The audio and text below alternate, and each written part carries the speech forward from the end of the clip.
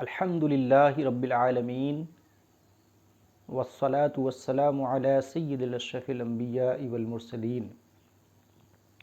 Learn laws YouTube channel के dear viewers, law of torts video lecture series के आज के सेकंड एपिसोड सेकंड लेक्चर में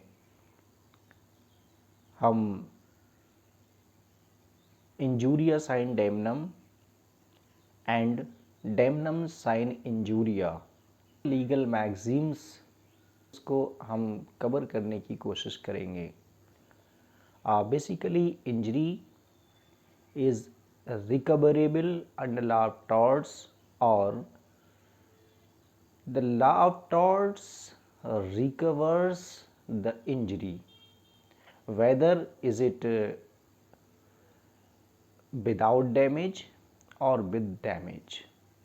On another hand, only damage is not recoverable under law of torts. So, to understand the meaning of injury and damage under the legal system, we have two legal maxims, injuria sine damnum and damnum sine injuria. As I have stated already that injury is always recoverable or compensable under the law of torts, whether it is with damage or without damage. तो हमें अब ये जानना पड़ेगा कि जिस injury की recovery की बात की जा रही है या जो इंजरी कंपनसेबल और रिकवरेबल है अंडर लॉ ऑफ टॉर्ट्स, वो है क्या। तो इसको समझने के लिए हमें लैटिन की एक मैक्सिम इंजूरिया साइन डेमनम को समझना होगा। Injuria sine damnum in English that is injury without damage, in Hindi क्षति बिना हानि।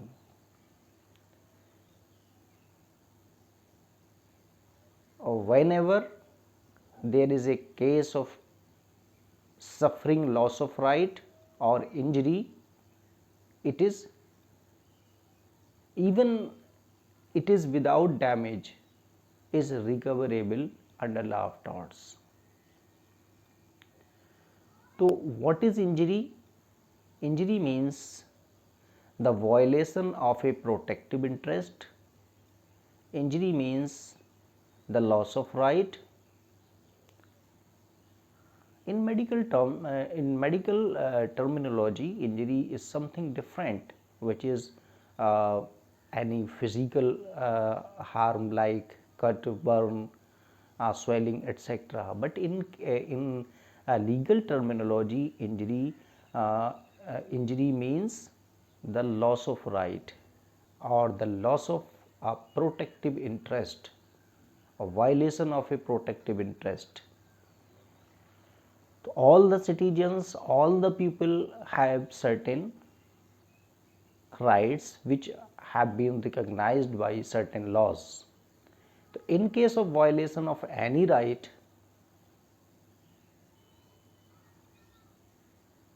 is a case of injury. So injury is always recoverable under law of torts. Law of torts helps in recovering the loss of right or injury. As I have already stated that injury is always recoverable under law of torts, is whether it is without damage or with damage.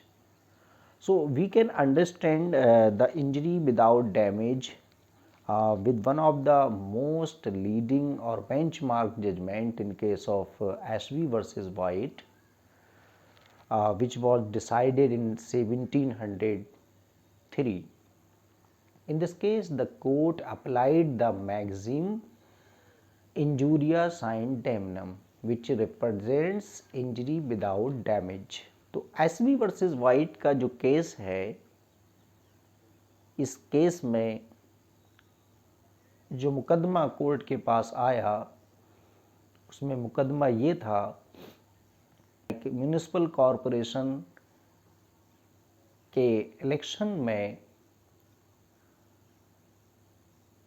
जो plaintiff इस case में है, वो एक suit file करता है court में, और उसकी कंप्लेंट ये है कि मैं कॉरपोरेशन के इलेक्शन में वोट करने के लिए एंटाइटल था because of my name was listed in the electoral roll. Election के दौरान मैं वोट करने के लिए गया, लेकिन जो पोलिंग पार्टी में प्रिजाइडिंग ऑफिसर था, उसने मुझे वोट करने से रोक दिया। चूँकि वोट करना मेरा लीगल राइट था और मैं उस राइट को एंजॉय नहीं कर सका, मुझे मेरे उस राइट के वायलेशन पर जो इंजरी हुई है उसकी रिकवरी डिफेंडेंट के अगेंस्ट कराई जाए। अब सवाल यहाँ कोर्ट के सामने ये था कि लॉस ऑफ राइट तो हुआ है, लेकिन कोई डैमेज हमें नज़र नहीं आता, यानी कि कोई other financial, physical, monetary loss यहाँ पर विक्टिम को नहीं हुआ है। तो क्या ऐसी सूरत में जब कोई डैमेज नहीं हुआ है, कोई फाइनेंशियल या मॉनेटरी लॉस या कोई फिजिकल लॉस इसको नहीं हुआ है, तो क्या ऐसी सूरत में इसके लिए कोई कंपनसेशन, कोई मुआवजा अवेलेबल होगा या नहीं? ये डेलिब्रेशन, कोर्ट के डेलिब्रेशन के लिए एक बड़ा इम्पॉर्टेंट इशू था। साथ ही साथ जिस कैंडिडेट को ये प्लेंटिफ वोट करना चाहता था, इसके वोट के बिना भी उसको कामयाबी हासिल हुई। अगर वो कैंडिडेट बिल इत्तेफाक इलेक्शन में कामयाब नहीं होता, तो माना जा सकता था कि भी उसके कैंडिडेट का इलेक्शन की प्रोसेस, इलेक्शन की कैंपेनिंग वगैरह में कुछ पैसा भी खर्च हुआ था, वक्त भी खर्च हुआ था, और इसके वोट के बिना उसको जीत नहीं मिल सकी। लिहाजा कुछ यहाँ पर मॉनिटरी और उस तरह के जो डैमेज हैं वो गिनाए जा सकते थे। तो इसको वोट करने से रोकने के बावजूद भी उसका जो सपोर्टेड कैंडिडेट था, जिसको वो वोट करना चाहता था, वो उसके वोट के बिना भी कामयाब होता है। लिहाजा यहाँ पर कोई डैमेज नज़र नहीं आता। चीफ जस्टिस होल्ट ने यहाँ पर injuria sine damnum, that is in English injury without damage, maxim को अप्लाई करते हुए ये कहा कि this is a case of injury without damage. तो द कोर्ट का जो कंसेंसस यहाँ रहा, इस पर रहा कि अगर देखिए हर एक को दूसरों के लीगल राइट्स को रिगार्ड करना होगा, तो whoever is not regarding the legal rights of another is the wrongdoer, or who commits a wrong shall be held liable to compensate the person who has lost the right, who has loss of the protective interest. In this case, the court found that the victim suffered a loss of right, that is amount to injury, or in case of an injury, law of torts try to recover the loss of right, that is injury. This landmark judgment set a rule or formula that injury, whenever a person suffer an injury, it is recoverable under law of torts, whether it is without damage or with damage. So court decided to held liable the presiding officer to compensate the victim who has suffered a loss of right or who has suffered an injury in this case.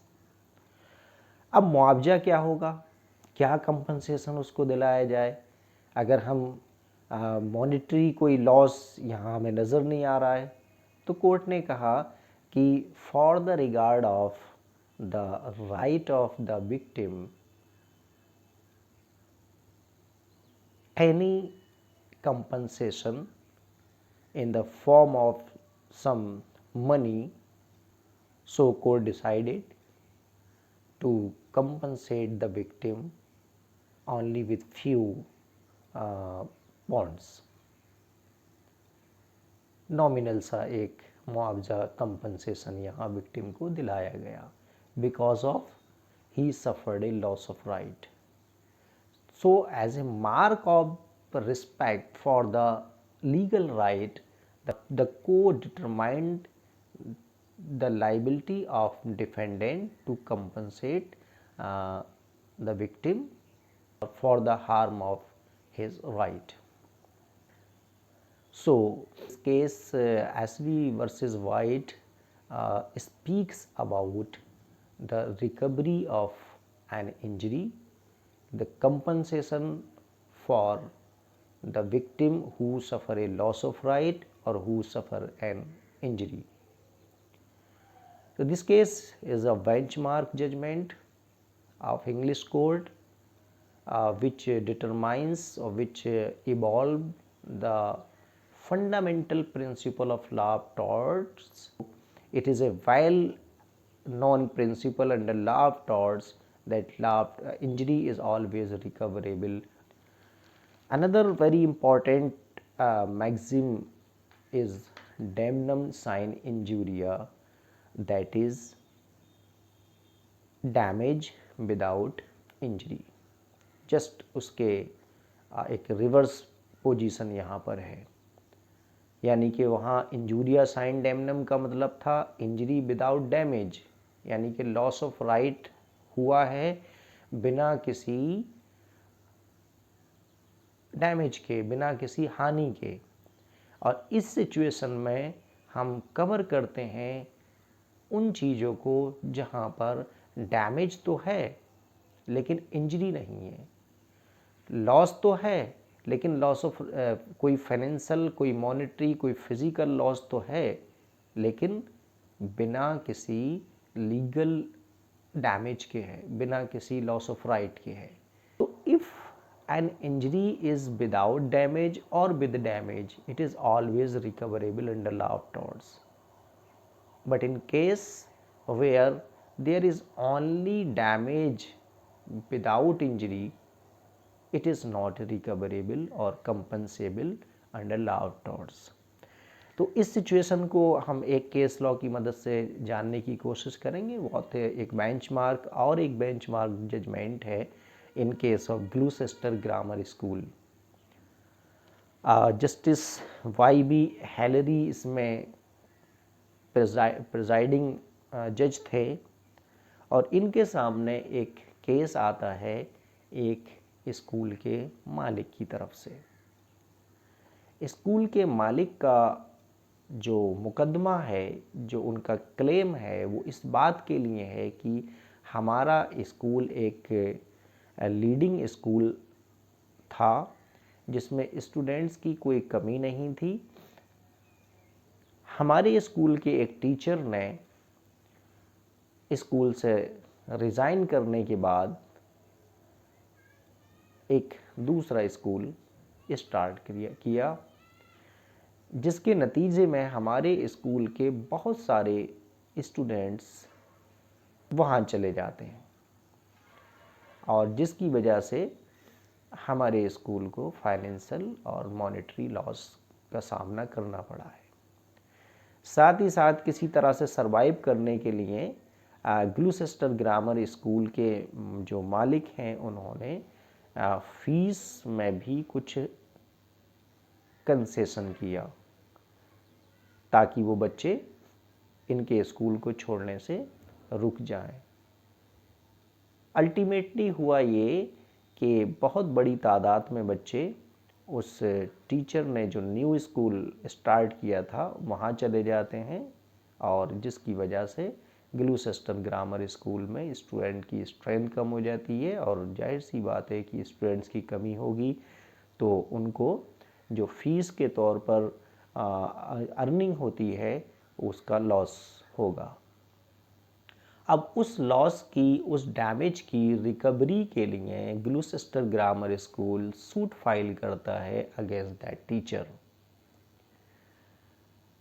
तो यहाँ पर सवाल ये, court के सामने यहाँ पर सवाल ये था कि क्या उस टीचर ने कोई ब्रीच ऑफ ड्यूटी किया है, नया स्कूल खोलकर क्या कोई ब्रीच ऑफ ड्यूटी किया है, क्या नया स्कूल खोलकर ग्लूसेस्टर ग्रामर स्कूल के मालिकान जो इस केस में प्लेंटिफ हैं, क्लेमेंट हैं, उनको कोई इंजरी कॉज की है, कोई लॉस ऑफ राइट उनको कॉज किया है। ये डिटर्मिनेशन के लिए कोर्ट के सामने सवाल था। अब कोर्ट के सामने जो दोनों पार्टीज, दोनों तरफ से आर्ग्यूमेंट्स आते हैं, वो ये क्लियर कर देते हैं कि भाई महज कंपटीशन के तौर पर अगर कोई आदमी उसी तरह का कोई ट्रेड और कॉमर्स और कोई बिजनेस या कोई इस तरह की एक्टिविटी स्टार्ट करता है जो कंपटीशन में है, और चूंकि वो भी अपने उसको उस एक्टिविटी को एज अ राइट एंजॉय कर रहा है, भाई स्कूल खोलना अगर ग्लूसेस्टर ग्रामर स्कूल के मालिकान का राइट था तो उस टीचर का भी हो सकता है।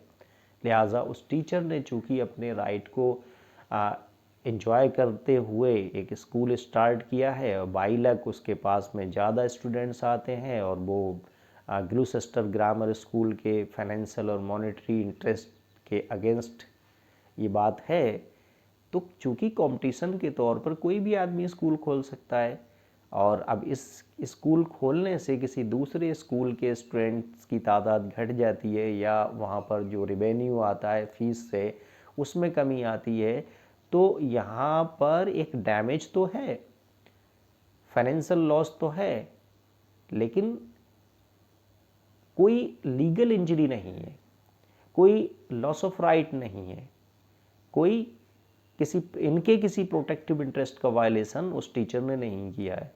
वो अपने राइट को एंजॉय कर रहा है स्कूल चला करके, ये अपने राइट को एंजॉय कर रहे हैं।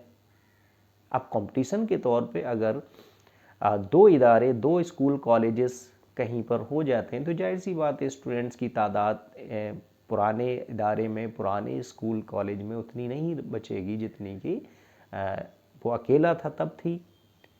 कंपटीशन के तौर पर अगर कोई किसी फील्ड में आता है और उस काम को स्टार्ट करने से अगर किसी दूसरे के बिजनेस पर अगर कोई असर पड़ता है तो यहाँ डैमेज, इस सूरत में उसको डैमेज तो हो रहा है, लेकिन कोई लॉस ऑफ राइट और कोई लीगल इंजरी उसको नहीं हो रही है।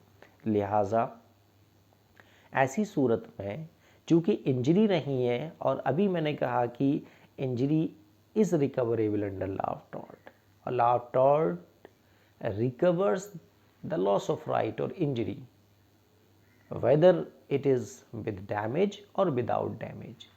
तो ग्लूसेस्टर ग्रामर स्कूल के केस में कोर्ट ने ये पाया कि चूँकि यहाँ पर कोई इंजरी नहीं है और ये केस है डैमेज का, डैमेज विदाउट इंजरी, लिहाजा अगर डैमेज है और ये डैमेज विदाउट इंजरी है तो इसकी रिकवरी नहीं होगी। लिहाजा इस केस में कोर्ट ने डिसाइड किया कि the teacher is not liable to compensate the loss और damage suffered by the Gloucester Grammar School because of it is a case of damage without injury.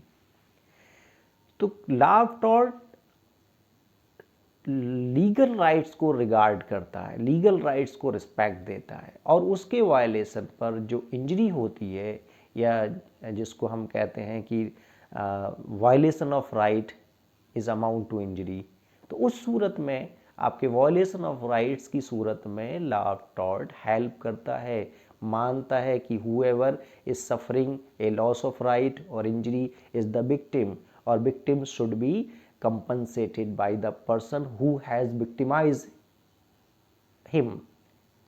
तो इस केस की मदद से हमने देखा कि महज डैमेज के केस जो विदाउट इंजरी हो उनकी रिकवरी लॉ ऑफ टॉर्ट्स में नहीं होती है।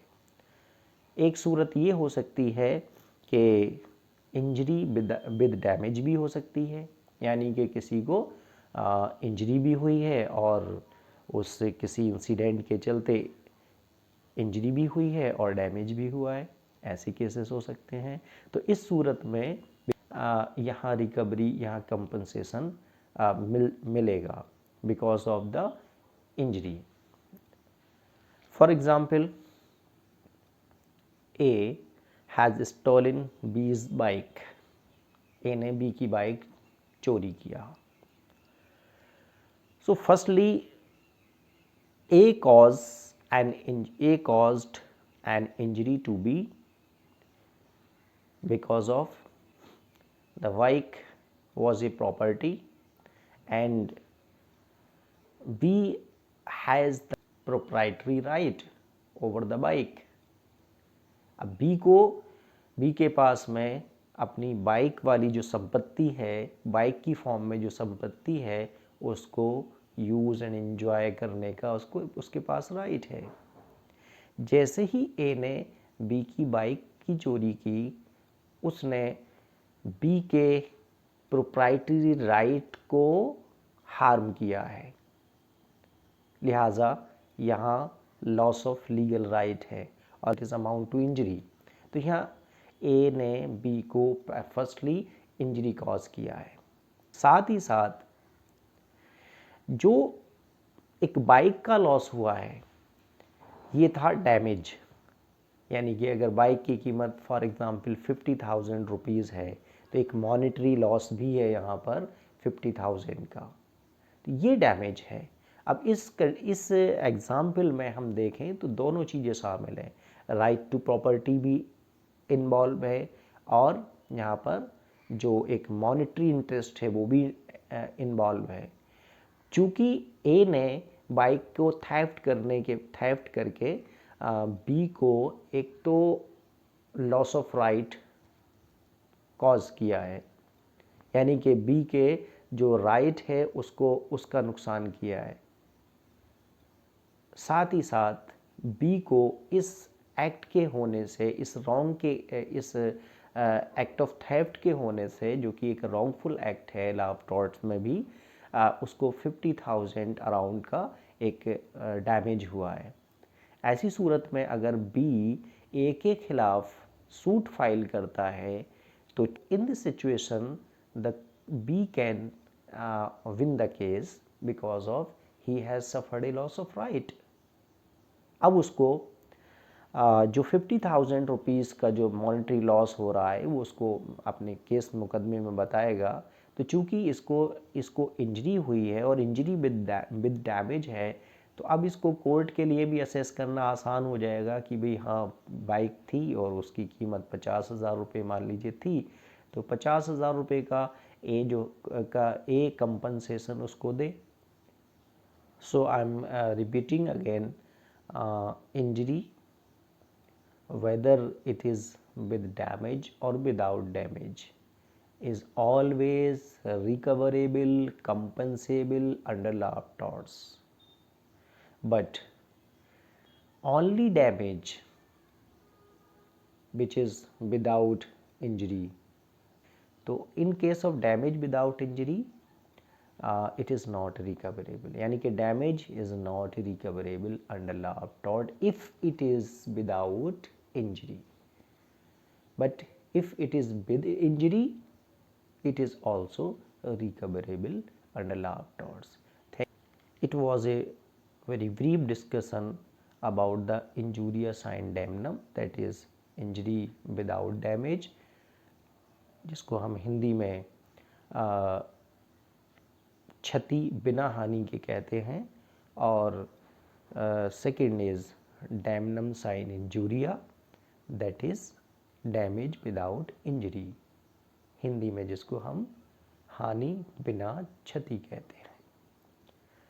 लिहाजा ये दो लीगल मैगजीन्स हमारे लिए बड़ी यूज़फुल हैं, जो लॉ ऑफ टॉर्ट्स में बहुत इम्पॉर्टेंट रूल्स और बहुत इम्पॉर्टेंट प्रिंसिपल्स को इस्टेब्लिश करती हैं। लॉ ऑफ टॉर्ट के एप्लीकेशन के ज़रिए अगर कोई सिविल कोर्ट कंपनसेशन दिलाने की बात करता है तो उसको पहले ये जानना होगा कि क्या इंजरी का केस है या नहीं। तो injuria sine damnum means if injury is there without damage it is recoverable. और जो दूसरी मैक्सिम है damnum sine injuria which speaks about the damage without injury, तो only damage which is without injury is not recoverable under law of tort. तो ये पहले हम जान लें, अगर कोई क्लाइंट हमारे पास आता है तो हम पहले ये देख लें कि क्या उसको कोई लॉस ऑफ राइट हुआ है, उसको किसी अधिकार का नुकसान हुआ है। अगर अधिकार का नुकसान हुआ है तो it is a case of injury, और injury is always recoverable under law of tort. और अगर इंजरी नहीं हुआ है, महज नुकसान है उसको, तो ऐसे नुकसान की भरपाई लॉ ऑफ टॉर्ट के तहत नहीं कराई जाती है।